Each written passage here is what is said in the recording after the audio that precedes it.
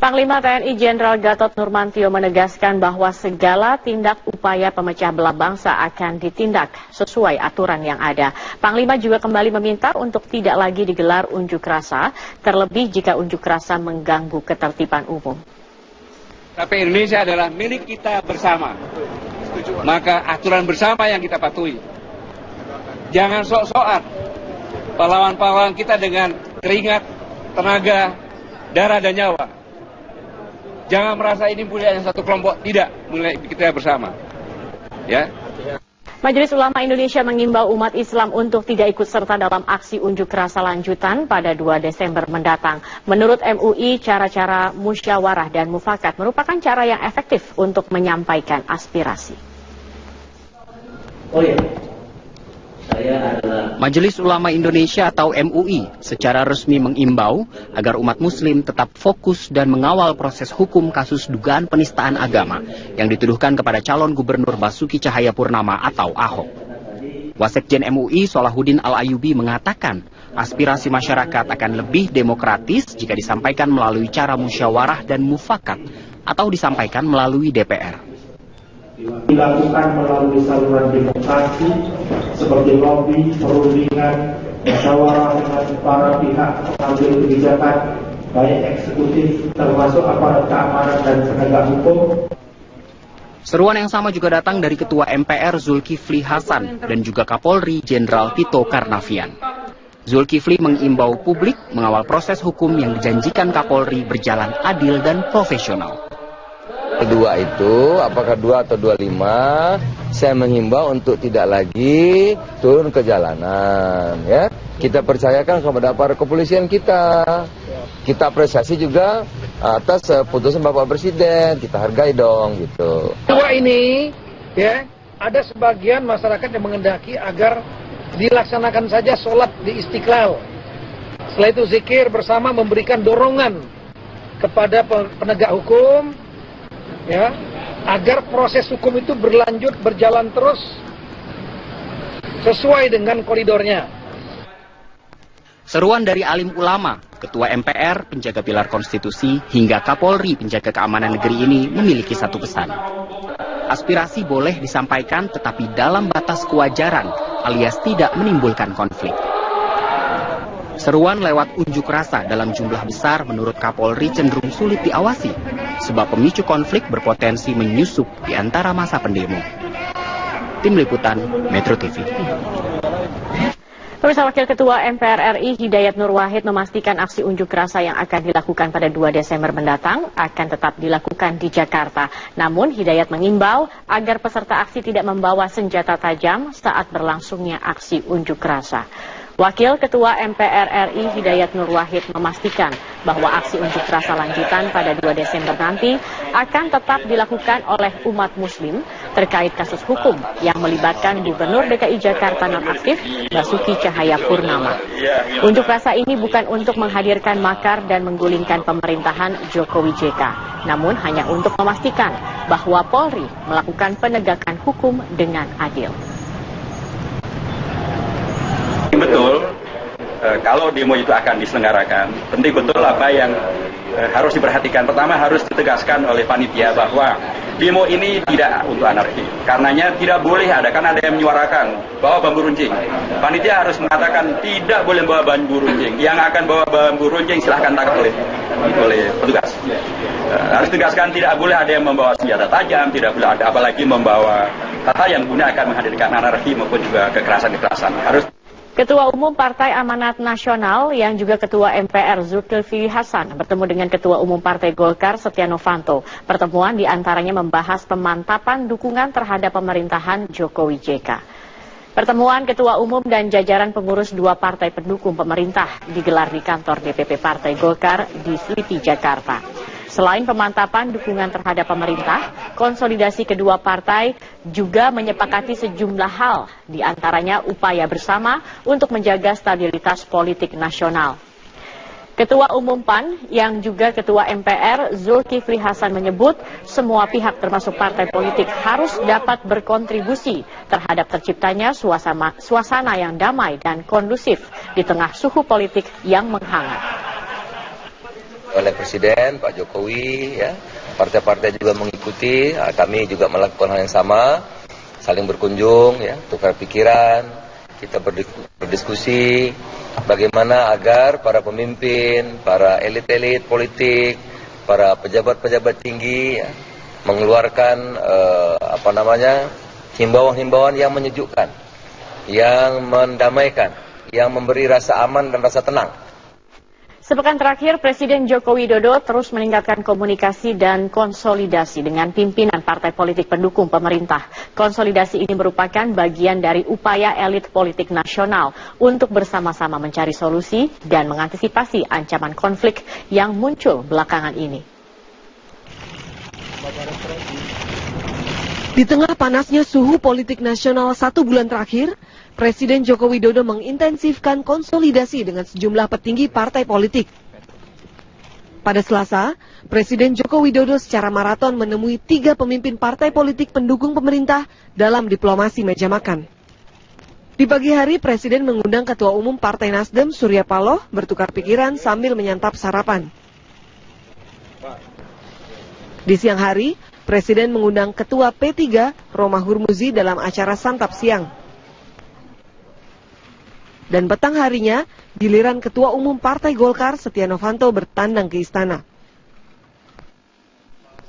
Sejumlah hal dibicarakan Presiden bersama para ketua parpol, mulai dari situasi internasional hingga kondisi politik dalam negeri. Terkait situasi dalam negeri, Presiden menegaskan perlunya kembali pemantapan ideologi Pancasila oleh seluruh warga negara Indonesia.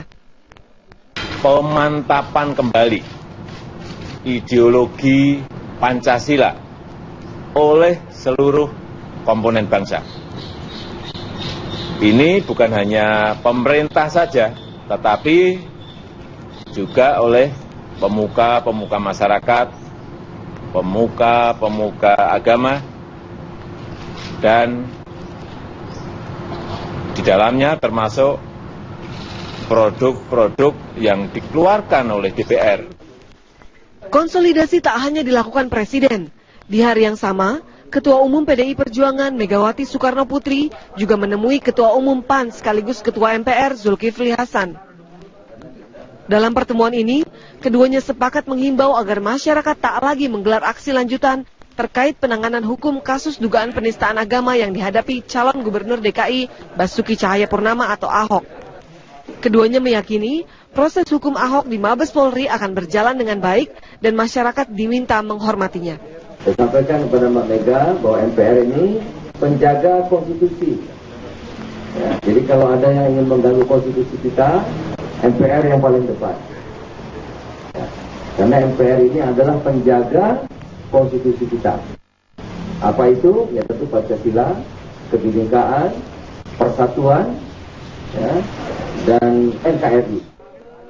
Zulkifli Hasan sebagai Ketua MPR juga menegaskan MPR akan menjadi yang terdepan dalam menjaga konstitusi dari ancaman pihak-pihak yang ingin memecah belah bangsa.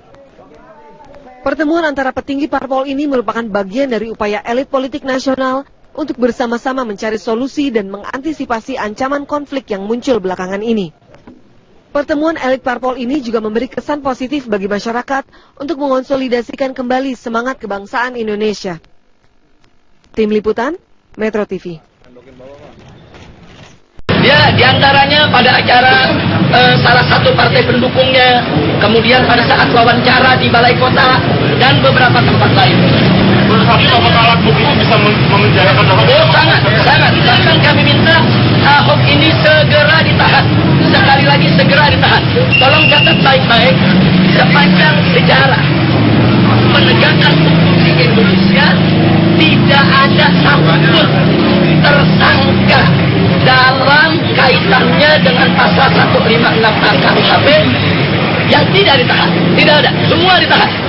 Mulai dari dulu ada kasus Pak Permadi, SH, kemudian Ariswendo Atmowiloto, Lia Aminuddin, Ahmad Musadek, kemudian Yusman Roy, semua terkait daripada pasal 156A KUHP, dan semua ditahan. Jadi kalau saat ini Ahok tidak ditahan, ini menjadi presiden buruk bagi penegakan hukum di negara kesatuan Republik Indonesia. Jadi kami tetap pada prinsip pertama, harus ditahan. Sekali lagi, harus ditahan.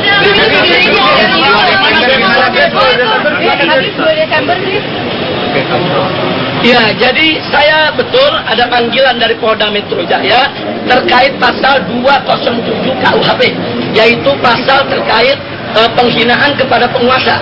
Siapa terlapornya di dalam surat tidak disebutkan.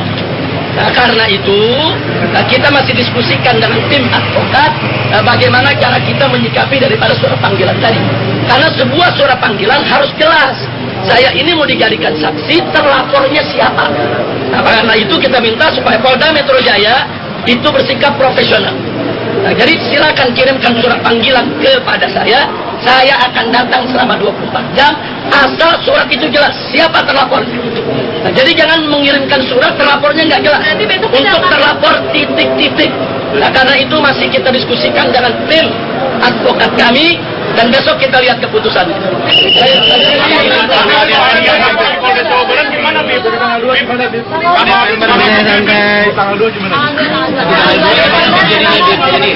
Tanggal 2 Desember adalah unjuk rasa yang dilindungi Undang-Undang Nomor 9 Tahun 1998. Siapapun orangnya di negara Republik Indonesia tidak boleh melarang suatu unjuk rasa yang dijamin oleh undang-undang. Presiden sekalipun.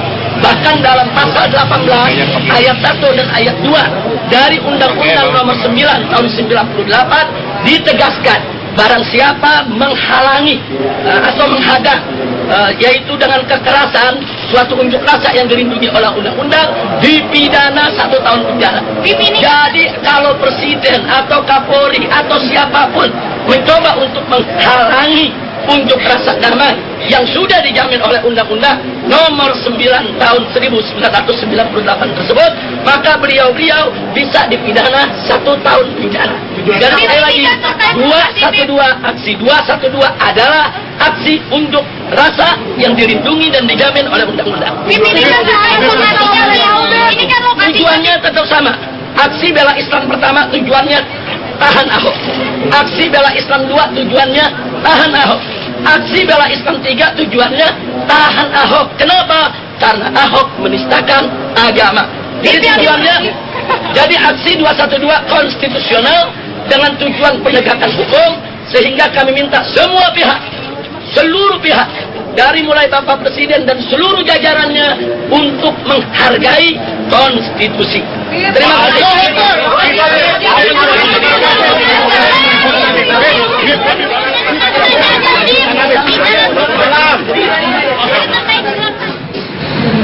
Penyidik kepada diri Pak Basuki Cahayapurnama, dan itu tentu dijawab dengan baik. Saya ingin sedikit memberikan gambaran bahwa konstruksi daripada peristiwa hukum yang menjadi objek pemeriksaan pada hari ini adalah sesungguhnya mengulang kembali keterangan yang sudah disampaikan pada proses penyelidikan sebelumnya, yaitu dengan menambahkan ataupun menyempurnakan hal-hal yang sekiranya penting untuk membuat terang perkara ini. Nah, sehingga hari ini kita sudah menyelesaikan penyidikan, kita menunggu proses lebih lanjut dari penyidik. Saya kira itulah penjelasan dari saya. Terima kasih.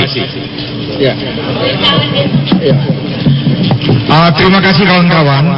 Kita terima kasih besok bapak-bapak dari Mabes, dari Serse, dari Propam akan melakukan pemeriksaan yang lain. Jadi kami sudah selesai.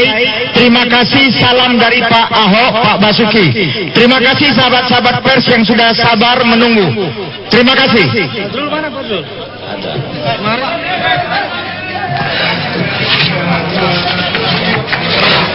Tidak ada yang berbeda seperti biasanya.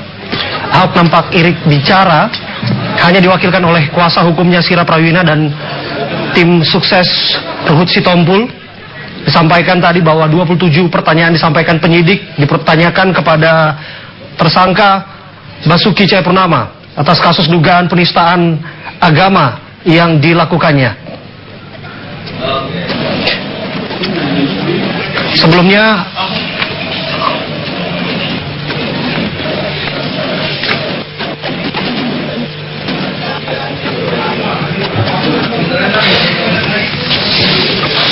Sebelumnya Basuki Cahayapurnama pagi tadi mendatangi gedung Bareskrim Polri untuk mendatangi